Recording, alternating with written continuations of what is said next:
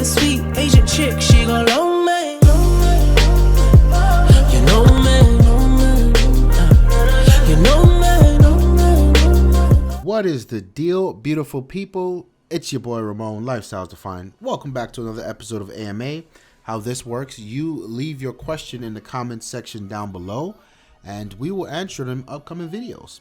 So today's question comes from Dr. Robert Mason, and he says, great video. Thank you so much. I've learned a great deal. I'm glad that I can help. Should I get the 75mm or the 45mm for portraits? This is a very, very interesting question. So I recently set out on a mission to get my 45mm, and I did achieve it. And it's a 45mm 1.8, so it's a very fast portrait lens. And I've been shooting some very amazing shots with this thing. And not only portraits, because the thing about that focal length, which is roughly about 85, 90, somewhere around there, is it's not as tight as like something like a 210 or 70 to 210, and it allows me to, you know, I can still get some shots, some street photography shots where I can sort of just mold those lines into the horizon and get some really good compression. So I've been enjoying it on all fronts: street photography, normal photography, product photography, and yes, portrait.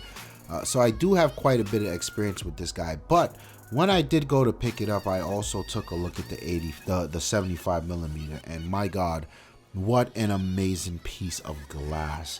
It is by far the best feeling, best constructed lens I've ever held in my hand. And I've held some expensive lenses, and man, Olympus nailed the construction of that lens. Now, speaking to the difference with the 75 and the 45, I had the same exact question as you. I wasn't aware which one to go with.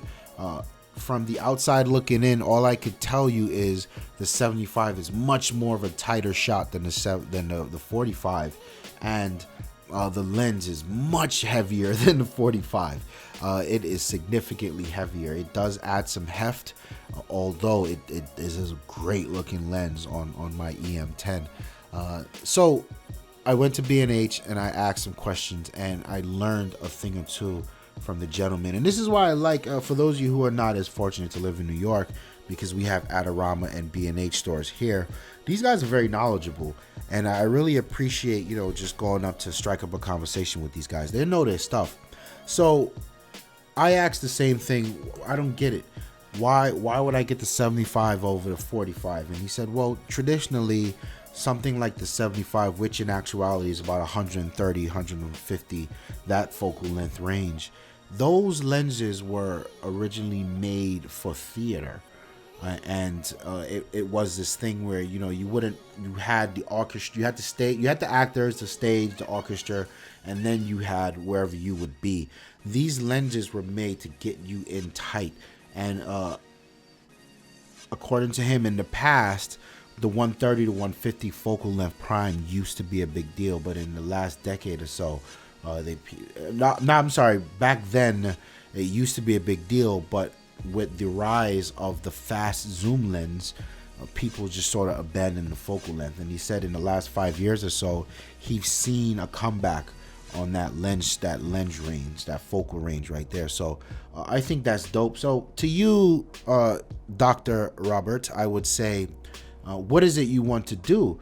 I mean, if it's just a traditional portrait, I would say the 45 is fine. It's nothing wrong with that. It's super sharp as well. Although I have read that the 75mm is probably on the top 5 list of sharpest lenses ever made. The difference between that and the 45 is probably not that big of a deal. And so if you want to save some money, especially if you still want to hold on to the compact size that you get with the Micro Four Thirds system, then the 45 is the better deal. But if you know, if you think about that theater thing where you're a good ways away from your subject, but you still want to get a tight, really crisp and sharp shot, if you know you're gonna be in that situation where the person's a few feet, a few yards away from you, then yeah, the 75 might be a good deal. the best bet actually. So yeah, that was the only difference I could find between the two. So let me know what you plan on using it on. If you did get it, let me know which one you get and how you like it. Thank you so much for your question. For everyone else, you can leave your questions in the comment section down below. Don't forget to check out our other channels. We do tech, we do sneakers, we do gaming. All that stuff is always in the description down below. We greatly appreciate it if you check out our other stuff and subscribe to the channel. Plenty more coming. My name is Ramon. I'm out of here. Peace. If I had to describe Lifestyles Defined, I would say it is a dream come true to have a platform where we can talk about the things that we love and we can share with people who also love the things we love the way we love, and just have conversations that matter and go back and forth and grow as a community. It's been a pleasure. It's been a dream, and I just want to thank everyone that's involved for rocking out with us.